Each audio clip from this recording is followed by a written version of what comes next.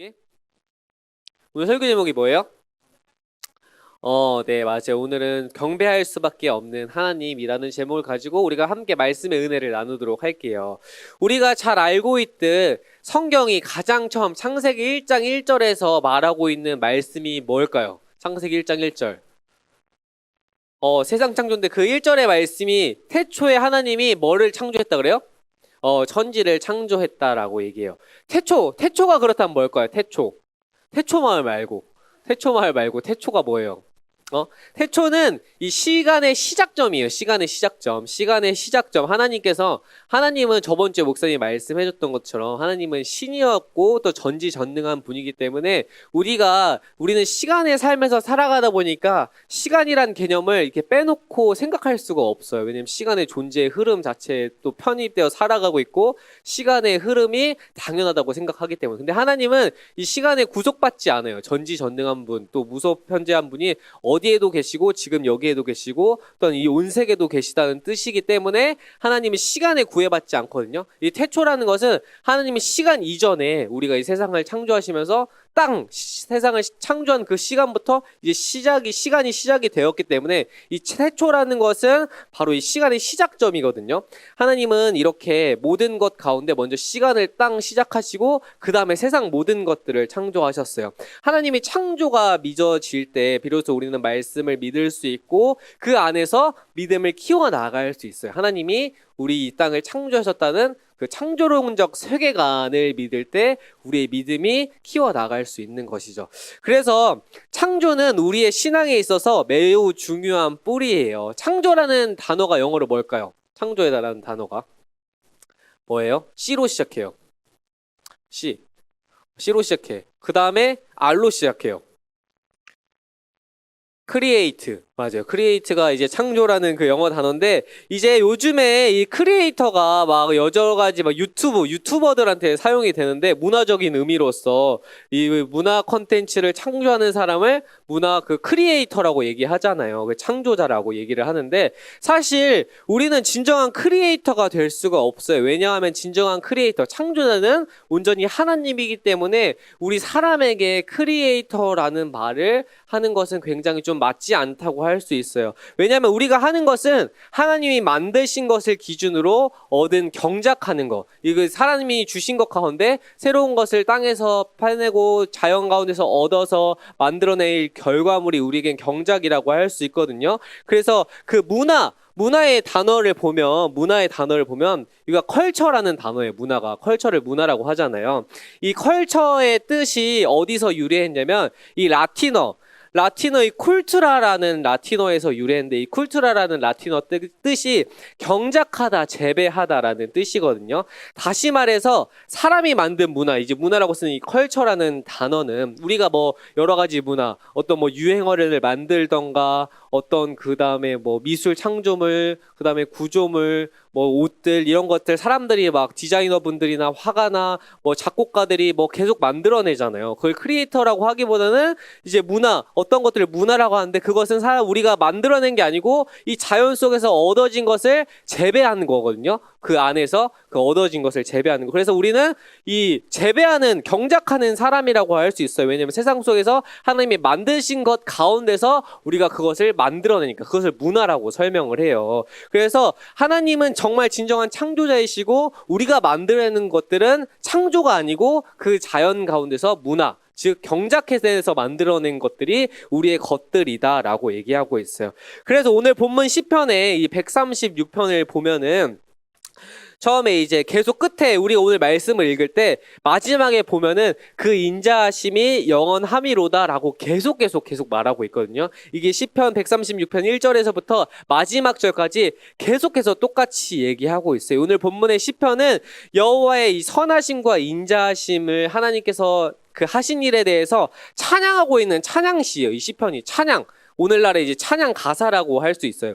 이 찬양은 제사장이나 뭐 앞에 제사장, 우리 예배를 드리는 제사장이나 또한 찬양대가 첫 구절, 예를 들면 이 136편의 1절을 예로 들면은 여호와께 감사하라 그는 선하시며라고 예배를 주관하는 제사장이나 이제 목사님처럼 당시에 목사님 제사장이라고 한다면 제사장 같은 사람이나 이 찬양대가 먼저 여호와께 감사하라 그는 선하시며라고 하면 여기 여러분들 회중들이 그 인자하심이 영원함이로다라고 찬양하는 곡이 바로 오늘의 찬양곡이에요. 이 찬양곡. 그래서 이것이 찬양곡의 이 내용인데 이것을 이스라엘 백성들이 왜 노래를 불렀냐면 이 하나님의 이 전지전능함과 우리가 살아가면서 그 자연을 보고 우리의 삶에서 역사하시는 하나님에 대해서 깨달음을 얻자 내가 이 하나님을 찬양할 수밖에 없구나. 우리가 하나님을 찬양해야 된다. 이 세상을 창조하신 분이 나의 삶도 주관하시고 계실 것인데 우리가 이분을 찬양하지 않는다는 것은 말이 되지 않아 라고 하면서 하나님께 감사해야 되고 찬양해야 한다라고 얘기하고 있어요. 그리고 시편 가장 처음 오늘 136편 1절을 보면 여호와께 감사하라라고 얘기했거든요. 먼저 하나님께 감사하라고 하지 않고 여호와께 감사하라라고 얘기하고 있어요. 이게 굉장히 중요한 의미예요. 하나님이라고 얘기하지 않고 여호와라고 얘기하는 것을. 왜냐하면 이 하나님의 개념은 뭐냐면 사실 우리만 쓰고 있는 우리 단어이긴 하지만 다른 뭐 종교에서는 하나님이라는 단어가 쓰지 않잖아요. 근데 당시 고대 근동 이 지역에서는 이 하나님이라는 뜻이 굉장히 자주 사용되는 개념이었어요. 신에 대해서. 왜냐면 하나님이라는 뜻은 하나밖에 없는 신이라는 뜻이거든요. 하나님이라는 뜻은 하나밖에 없는 신. 우리나라는 이제 뭐 카톨릭에서는 하늘님이라고도 얘기하잖아요. 하늘에 있는 그 신이라고 해서. 근데 이 하나님이란 뜻은 사실상 하나밖에 없는 신을 하나님이라고 얘기를 해요. 그래서 이때 여호와께 감사하라라고 하지 않고 하나님께 감사하라라고 한다면 당시 문화 속에서 우리가 잘 알고 있는 바알 신이나 뭐 아세라 신, 바벨론들이 섬겼던 그 신들이 찬양하는 것이라고 오해할 수도 있었어요. 만약에 이스라엘 백성들이 하나님께 감사하라라고 얘기하면 쟤네들이 우리 바알신을 찬양하나 보다. 왜냐면 하나님이란 뜻이 자기네 개념에서는 바벨론의 입장에서는 하나님이라고 하면 하나님? 당연히 하나님은 바벨론의 하나님은 당연히 바알이지. 아니야 아세라야. 우리 아세라 신이 더 강해라고 하면서 뭐 바알과 아세라는 부부의 신이지만 이처럼 하나님이라고 하면은 그분이 어떤 분인지 몰라서 당시에선. 그래서 이스라엘 백성들이 믿는 하나님은 여호와 하나님, 뭐 야훼라고도 하고 그렇지만 성경에서는 여호와, 구약의 신 이스라엘에서 나타난 우리가 믿는 하나님을 당시에는 이스라엘 백성들이 여호와라고 불렀거든요. 그래서 여호와 하나님이라고 해야만 이스라엘의 하나님이구나라는 걸 알았어요. 그래서 이스라엘 백성들이 하나님께 감사하라라고 하지 않고 여호와께 감사하라라고 이렇게 얘기를 했어요. 그리고 오늘 이 그분에게만 감사와 찬양을 드려야 한다고 오늘 찬양의 내용을 가지고 계속 얘기하고 있거든요. 여호와께 감사하라 그는 선하시며 그 인자하심이 영원함이로다. 그리고 신들 중에 뛰어난 하나님께 감사하라. 즉 신들 중에 뛰어난 하나님이라는 것은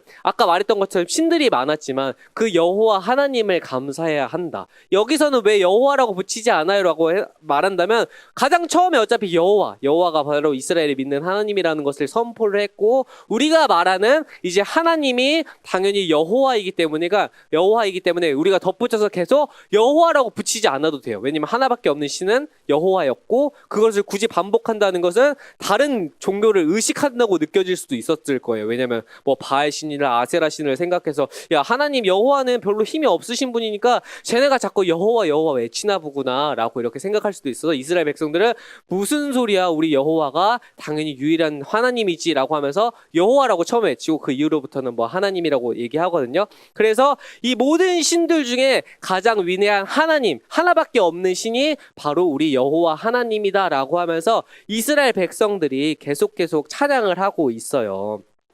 이 하나님이 이 땅을 이제 창조하셨잖아요. 우리가 다시 돌아가 볼 때 하나님이 이 땅을 창조하셨다라고 우리가 믿고 있고 뭐 요즘에는 이제 과학의 진화론이 있고 창조론이 있고 이렇게 하지만 요즘은 뭐 요즘 문화에서는 이제 가르침에서는 진화론이 이제 대세라고 설명을 하고 있긴 하죠. 근데 창조론이 그렇다고 뭐 잘못된 가르침이다라고도 또 할 수는 없어요. 왜냐하면 창조론의 가능성이 남아 있기 때문에 진화론의 가능성도 있긴 하지만 퍼센티지가 높다고 해서 그게 결국엔 100%는 아니거든요. 과학자들도 100%다라고 땅땅 하지 못하는 것은 그것이 이제 확실하게 모든 것을 증명하지 못하기 때문에. 그래서 우리는 이제 창조론적 개념을 가지고 있는데 우리가 이 창조론적 개념을 가지고 있을 때 그렇게 돌아본다면 우리의 믿음 생활에서 결국 이 세상을 창조하시고 우리에게 생명을 주시는 분도 하나님이세요. 하나님. 그래서 이 이스라엘 백성도 그렇게 돌아봤을 때 우리도 마찬가지지만 우리가 하나님께서 우리의 삶을 허락하지 않으셨다면 결국 이 세상을 경험하지 못하게 되는 것이거든요.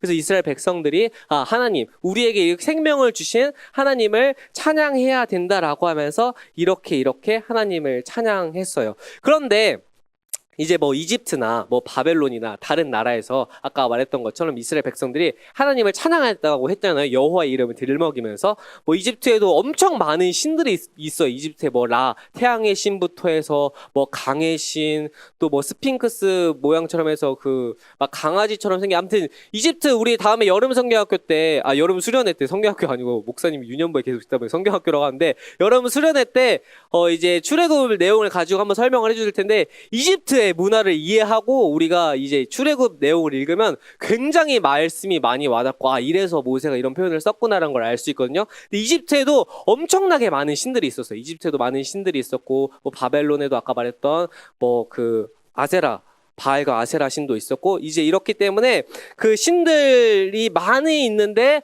이스라엘 백성이 가장 작은 나라가 쟤네들이 엄청 강한 거야. 다른 나라들은 신을 여러 명을 믿었어요. 왜냐면 이 신이 완벽하다고 믿지만 이 신이란 존재가 마음에 들지 않으면 사람에게 뭐 내가 이 사람이 나를 잘 숭배하지 않으면 내가 이들을 잘해주지 말아야겠다라고 생각할 수도 있었기 때문에 이 사람들의 생각에서는 이 신 저 신 여러 명 믿으면 보험이라고 생각해서 이 신들이 나를 잘해주겠구나라고 생각해서 신을 여러 명 믿었거든요. 그 문화가 당연한 거였어요. 그리고 그래야만 이 신이 만약에 바알 신이 자고 있을 때 아세라 신이 나를 도와줄 수 있겠구나. 아니면 바알도 자고 있고 아세라도 자고 있으면 뭐 이집트의 라 신이 나를 도와줄 수 있겠구나라고 생각해서 신의 개념이 여러 가지여서 그 신을 많이 믿으면 믿을수록 내 삶이 풍요롭다고 생각했어요. 근데 신을 믿기 위해서는 돈도 많이 필요했거든요. 제사를 많이 드려야 되니까. 돈을 많이 내야만 신을 많이 믿을 수 있어요. 그래서 부자들이 왜 부자라고 그들이 생각했냐면 부자는 신을 많이 믿을 수 있었고 왜냐면 돈이 많으니까 그냥 제사를 많이 드릴 수 있었어요. 근데 일반 돈 없는 사람들은 부자가 된 이유는 많은 신을 믿고 있기 때문에 저 신들이 저 사람을 도와줘서 부유하게 됐구나라고 생각을 했어요. 그래서 신을 많이 믿는 게 결국 돈이 있어야 신을 믿을 수 있는데 사람들은 저 사람이 신을 많이 믿기 때문에 돈을 많이 버는구나라고 생각을 했거든요. 그래서 신을 많이 믿는 게 고대 근동에선 굉장히 중요한 일이었어요. 그런데 그 작고 자른 이 이스라엘은 작은 나라였는데 이 이스라엘 백성들이 정말 특이하게 가장 작은 나라에서 하나님 여호와 하나님만을 믿고 또한 그들이 엄청 그 하나님이라는 분이 또 여러 가지 일을 일으킨다는 소신문을 들으니까 이 다른 나라들이 굉장히 의아하게 생각했어요. 아니 이스라엘은 왜 많은 신들이 있는데 쟤는 여호와 하나만 믿고 또한 저 여호와란 분은 많은 기적을 일으키고 이집트를 나올 때도 10가지 기적을 일으키고 뭐 그 홍해 바다도 가르고 요단강도 가르고 하는 걸 보면서 야 쟤네가 믿는 신은 도대체 뭐길래 이스라엘 백성들은 다른 신을 믿지 않고 여호와만을 믿지? 쟤는 좀 특이하다. 그리고 저렇게 작은 나라에서 쟤네들은 저렇게 작은 나라에서 한 신을 믿는데 왜 이렇게 긍지가 높은 거야? 라고 이렇게 생각을 했어요. 그런데 이제 우리가 이제 어떤 개념에서 바라볼 때 하나님께서 이스라엘을 선택한 이유가 있거든요. 이스라엘을. 하나님이 이스라엘을 작은 나라를 선택하셨잖아요. 만약에 우리가 하나님이 이 성경이란 문화를 가지고 우리 기독교의 문화를 가지고 하나님께서 만약에 이집트의 문화를 선택하셨다. 하나님께서 이스라엘 백성이 아니고 이집트라는 나라를 선택했을 때 오히려 이 기독교적인 문화에서 우리가 전도를 하는 게 좀 더 쉬울 수가 있을 거예요. 왜냐하면 그 개념을 좀 더 어떻게 생각해 보냐면 다수 군중심리를 생각했을 때 우리가 살아가다 보면은 이 군중심리라는 게 굉장히 무섭거든요. 그리고 한국 사람한테는 이 군중심리가 굉장히 굉장히 커요. 우리가 만약에 제이한테 1 더하기 1이 뭐야? 라고 물을 때 쟤는 분명히 2라고 대답하겠죠. 근데 목사님부터 1 더하기 1은 3이야 라고 얘기하고, 은영 선생님도 갑자기 1 더하기 1은 3이야 라고 얘기하고, 갑자기 1 더하기 1은 3이야 라고 다 얘기하다가 제이한테 제이야 1 더하기 1은 뭐야? 라고 하면은 아 그래 나 3이라고 해야겠다고 해서 3이요 라고 이렇게 얘기하는 게 군중 심리예요. 왜냐면 다수를 따르는 게 나한테 이득이 되고, 또 우리나라 사람은 남들의 눈치를 많이 봐서 내가 다른 걸 얘기하는 거를 굉장히 두려워해요. 이 군중 심리가 굉장히 무섭거든요. 만약에 이 군중 심리가 세상 사람들 가운데 굉장히 일반적이에요. 나이가 이상한 사람처럼 보이기가 싫으니까. 그래서 만약에 하나님께서 이스라엘이라는 소수를 선택하지 않고 이집트 나라를 선택했을 때 오히려 하나님이 굉장히 강대한 신이라는 것을 당시에도 보여줄 수가 있었거든요. 왜냐하면 이집트의 문화는 엄청나게 많아요. 엄청나게 많고 크고, 그 다음에 지금 전 세계적으로도 마찬가지고 옛날부터 이제 4대 문명의 근원지가 이집트였잖아요. 이집트는 그 나라의 역사가 엄청 오래됐기 때문에 유물들이 굉장히 많거든요. 그래서 이집트 나라에 가면은 땅을 파면은 나오는 게 막 몇천 년 전 유물이라고 막 해요. 그래서 지금 이집트 국립박물관이 새로 만들고 있긴 하지만 이전에 그 국립박물관에 가면 막 골동품점처럼 유물이 너무 많아서 박물관에 다 채울 수가 없어요. 그래서 막 이렇게 지금 악기 앰프처럼 막 이렇게 널브러져 있는데 막 3,000년 지난 유물, 막 5,000년 지난 유물이 막 그 박물관에 이렇게 널브러져 있대요. 너무 많다 보니까.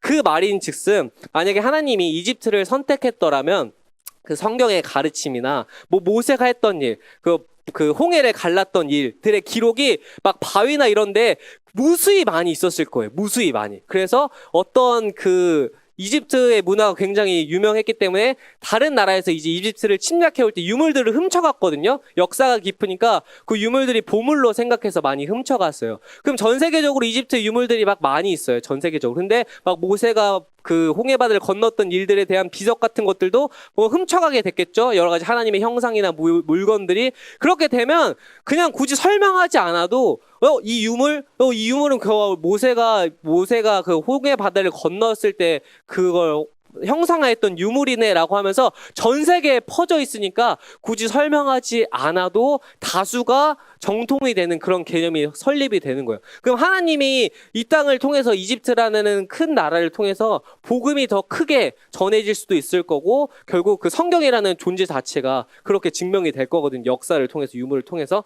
그런데 하나님께서는 뭐 이집트라는 나라도 선택하지 않았고, 뭐 또 이스라엘을 큰 나라로 만들지도 않으셨어요. 그렇게 하셨으면 복음이 더 커져 나갈 수도 있었을 텐데, 왜 하나님은 자신의 복음이 우리에게 알려지는 것도 중요하다고 생각을 했을 텐데 왜 굳이 이 다수의 개념을 쓰지 않을까? 이집트나 바벨로니아 큰 나라가 있었지만 왜 하나님은 이스라엘 백성을 사용하셨을까라는 개념을 생각했을 때, 하나님께서는 그렇게 할 수 있었지만 그렇게 하지 않은 이유가 바로 이 하나님에 대한 지식, 성경 말씀이 오염되지 않고 순수하게 보존되기 하기 위해서 그렇게 하신 거였거든요. 이 말이 무엇이냐면, 아까 다시 돌아가서 하나님 이집트라는 나라나 만약 예를 들어서 이스라엘이 큰 나라로 썼을 때 뭐 유물들이 전 세계적으로 퍼져 나갈 거 아니에요. 근데 이제 사람이 무서운 게 기록이 있지만 사람이 생각이 들어가게 되면 이 왜곡이 될 수가 있어요. 왜곡이. 그래서 이 한 사람에 의해서 여러 사람에 펼쳐지면 뭐 만약에 오늘 내가 이 양복을 입고 왔는데 보라색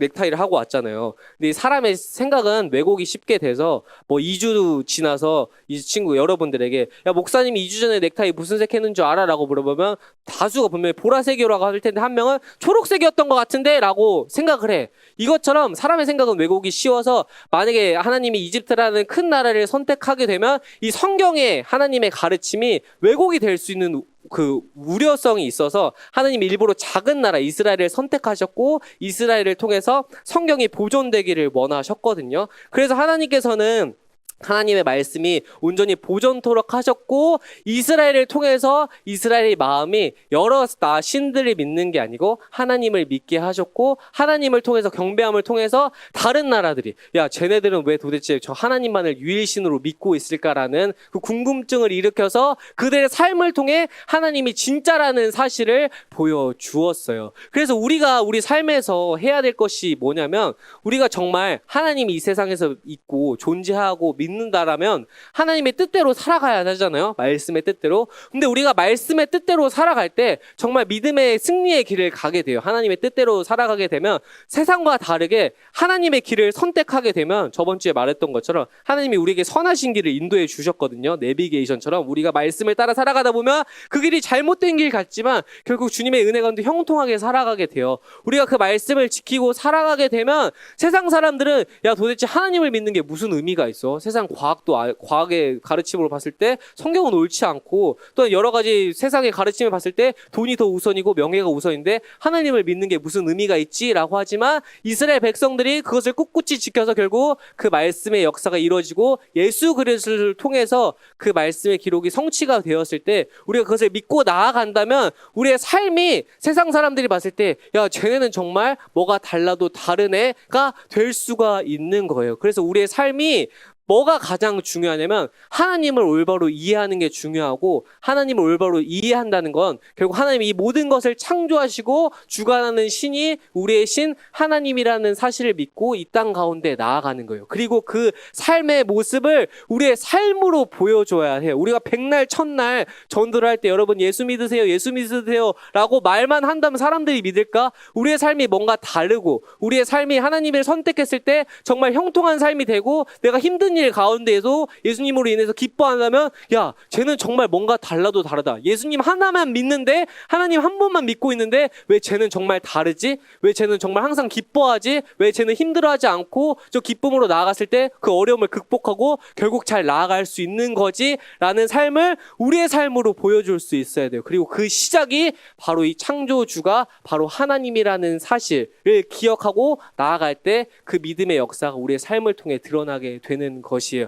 그럴 때 우리의 찬양의 고백이 오늘 말씀처럼 그의 인자하심이 영원함이로다라고 얘기할 수 있어야 돼요. 인자하심은 하나님을 믿고 의지하는 자에게 끊임없이 하나님께서 지키시고 보호하신다는 뜻이에요. 즉 여호와께 감사하라 그는 선하시며 신들 중에 뛰어난 하나님께 감사하라 주들 중에 뛰어난 주께 감사하라. 즉 이 세상의 모든 것 중에 한 분은 여호와 하나님인데 이 분을 우리가 인자하심을 믿고 인자하심 내 삶을 주관하시고 역사하신다는 것을 믿고 나아갈 때 그 영원함이 나의 삶에서 드러난다는 그 말씀이 바로 오늘 시편의 말씀이거든요. 우리 여러분들도 이번 학기 속에서도 또한 오늘의 삶에서도 항상 이 하나님을 기억하고 그분을 믿고 나아갔으면 좋겠어요. 그래야만 그걸 경험할 수 있어요. 우리가 갈팡질팡하면 결국 경험하지 못해. 우리도 마찬가지로 하나님을 믿는다고 하지만 다른 것들을 믿어. 다른 우상들, 뭐 여러 가지 매체들이나 뭐 돈이나 명예나 학업과 이런 것들에 내 마음이 집중될 때가 많거든요. 결국 그렇다는 건 하나님을 믿지 않는다는 것이고 결국 그렇게 될 때 하나님을 경험할 수 없어요. 우리가 하나님을 경험할 수 있는 건 그분이 우리 삶의 정말 주인이심을 기억하고 그분만을 믿고 나아갈 때 그분을 경험할 수 있는 것이에요. 그래서 그것을 꼭 우리의 삶에서 경험하고 그렇게 경험이 쌓여갈 때 하나님이 진짜라는 사실을 알 수 있거든요. 그래서 그 능력으로 나아가는 또한 창조의 하나님이 나의 하나님이시라는 것을 믿고 내 삶을 주관하시고 형통케 하실 것이라는 것을 나아갈 수 있는 우리 믿음의 자녀들이 되길 주님의 이름으로 소망할게요. 알겠죠? 이번 한 주간 이것을 꼭 기억했으면 좋겠어요. 그러면 우리가 말씀을 가지고 기억하고 또한 결단 찬양을 통해서 다시 한번 기도의 자리로 나아가도록 할게요.